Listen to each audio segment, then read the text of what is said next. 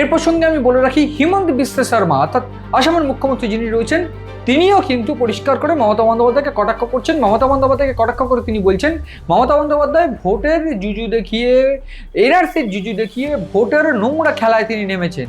Sir হবেই বাংলায়।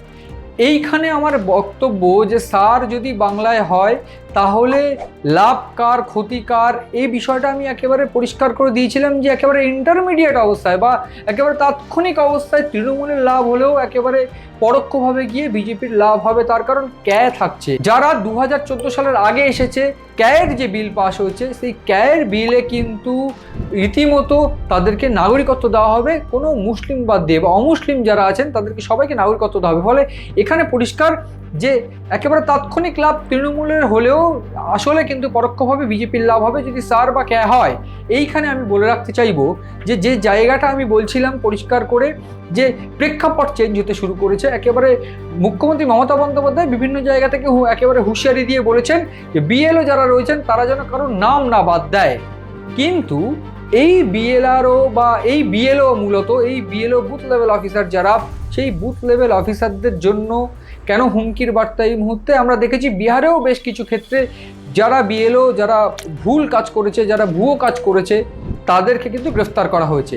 ইতিমধ্যে নির্বাচন কমিশন ময়না এবং বারুইপুর পূর্ব এই দুটি বিধানসভার ক্ষেত্রের ইআরওদের কিন্তু ইআরওর বিরুদ্ধে মোট 4 জনের বিরুদ্ধে কিন্তু মামলা করার নির্দেশ দিয়েছে নির্বাচন কমিশন। যদিও সেই মামলা করতে একেবারে অস্বীকার করেছেন রাজ্য সরকার বা মমতা বন্দ্যোপাধ্যায় পরিষ্কার বলেছেন কোনো মামলা তিনি করবেন না। ফলে এই জায়গায় যে জটিল পরিস্থিতি তৈরি হয়েছে যে রাজ্য সরকার এই যে রাজ্য সরকারি কর্মীদের পাশে থাকলেও যদি কোনোভাবে ভুল কোনো কাজ হয় সেক্ষেত্রে কিন্তু একেবারে টুটি বা গলা চিপে ধরার চেষ্টা করছেন ইলেকশন কমিশন। ফলে ইলেকশন কমিশন একেবারে বদ্ধপরিকর যে স্যার বাংলায় হবেই এবং তার জন্য সমস্ত প্রক্রিয়াকরণ বাংলা ইতিমধ্যেই বাংলার যে নির্বাচন কমিশন রয়েছে বা নির্বাচন কমিশন কিন্তু একেবারে সহায়তা শুরু করেছে। তার মধ্যে একটা ছোট্ট তথ্য আমি দিয়ে রাখি যে রাজ্য সরকারি কর্মচারীদের পাশাপাশি তারা কিন্তু ইতিমধ্যে বাংলার যে স্যার অর্থাৎ স্পেশাল ইন্টেন্সিভ রিভিশনের ক্ষেত্রে বিশেষ করে যারা বাইরের যারা অন্য প্রাইভেট এজেন্সি যারা মূলত এই ভোটার লিস্ট সংক্রান্ত কাজ করেন বা নির্বাচনী সংক্রান্ত কাজ করেন তাদেরকেও কিন্তু এবার হায়ার করতে পারে বঙ্গে।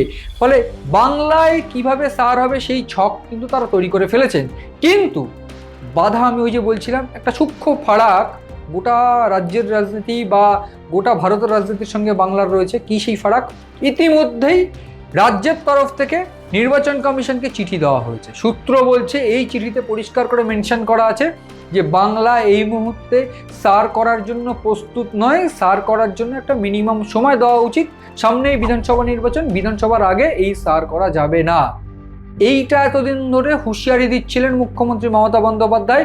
এইবার সরকারিভাবে রাজ্যের তরফ থেকে নির্বাচন কমিশনকে চিঠি দেওয়া হলো। পাল্টা চিঠি নির্বাচন কমিশন কি দেবে বা নির্বাচন কমিশনের চিন্তাভাবনা কী হবে সেটা এখনই আমাদের জানা নেই। কিন্তু একটা বিষয় স্পষ্ট যে ওই যে সূক্ষ্ম ফারাক বাংলার রাজনীতি এবং গোটা ভারতের রাজনীতির মধ্যে যে সূক্ষ্ম ফারাক রয়েছে সেইটা কিন্তু স্পষ্ট যে সার করতে সম্পূর্ণভাবে মরিয়া যখন ইলেকশন কমিশন, ঠিক তখনই হেন তেন উপায়ে বিভিন্নভাবে মমতা বন্দ্যোপাধ্যায় বা রাজ্য সরকার এই সারকে রুখতে একেবারে মরিয়া।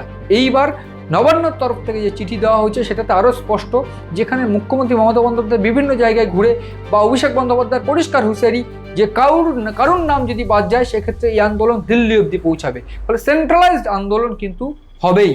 এই বার্তা স্পষ্ট যখন, ঠিক তখনই নবান্নর তরফ থেকে এই চিঠি আরও একটু ঝাঁজ বাড়িয়ে দেবে এই আন্দোলনের। এবং পাশাপাশি এই যে 11টা জেলা থেকে 20টি জেলার যে তথ্য, যে 20টি জেলার 2002 সালের যে নির্বাচন যে তালিকা, নির্বাচনী যে তালিকা, সেই তালিকা নির্বাচন কমিশনের সাইটে প্রকাশ করা, এই দুটো ইকুইভ্যালেন্ট করলে যেটা দেখা যাবে একেবারে নির্বাচন কমিশন এবং রাজ্য সম্মুখ সমরে। ফলে একটা বিষয় আরও একটু পরিষ্কার হয়ে গেল যে এই গোটা রাজ্যে বাংলা সংবাদ মাধ্যমে যারা জড়িত বা বাংলা সংবাদ মাধ্যমের সঙ্গে যারা যুক্ত তাদের জন্য মুখরোচক দিন আসছে।